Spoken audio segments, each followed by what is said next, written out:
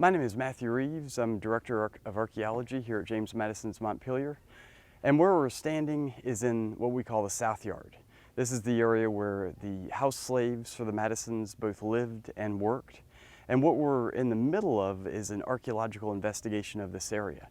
We first learned about the South Yard through an insurance map that is dated to 1837. This is when Dolly moves back to Washington, D.C. She takes out an insurance policy on the house, and part of what they need for this insurance policy is a plat showing where all the outbuildings are.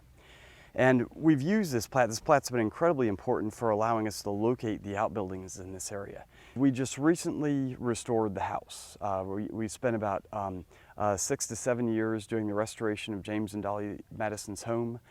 And one thing that we're able to represent with a restored home is a space where James and Dolly lived. And what we're able to show in the house with the basement areas, some of the service spaces, is where slaves worked on a daily basis. But what we don't have represented there is where the slaves had their homes. And this is what we're doing with the excavations in the South Yard, and the timber frame outlines you see right here is actually representing those spaces. This is where the house is where they would have worked. It's where they would have served the roles that were expected of them of the Madisons. But it's here in these spaces where the slaves, this is what they called home. And so their daily lives, their roles as brothers, sisters, mothers, fathers, aunts, uncles, all would have been played out in this area. And to really talk about that with visitors, to bring humanity to the people that were enslaved by the Madisons, we felt it was important to show their homes and represent their homes in a physical way.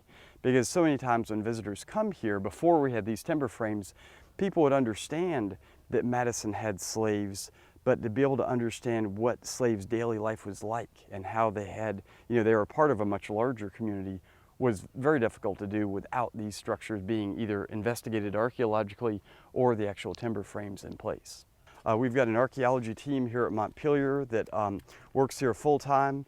We also have field school students during the summer, and during the fall and the spring we have what's called expedition programs, where people come out for a week and work side by side with the archaeologists and live on the property.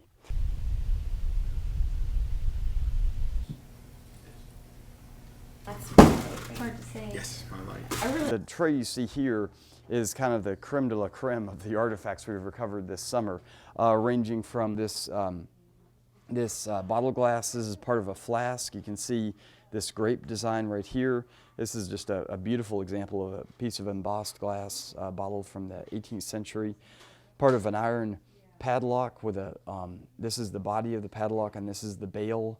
This is the hinge that would be connected there, and it would swing back and forth, and the key would enter right there. And most interestingly, we recovered, just this past week, we recovered what is a real, or a Spanish coin that dates to 1801. And what's interesting about this coin is it's clipped. You can see this little piece that's taken out here. That was actually an illegal practice done by some merchants and consumers to take a little bit of silver out of the coin, and then you collect enough of those, and I guess you could make something out of it or sell it. But the mint didn't like that when their coins were being clipped.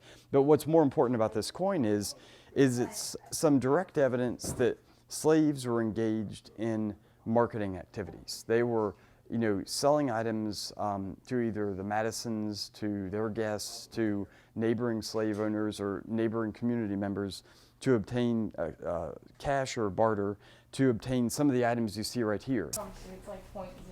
Let's change it all to 0.015. So we change it all to 0.01. Well, I think what we need to do is check it. Overall sample.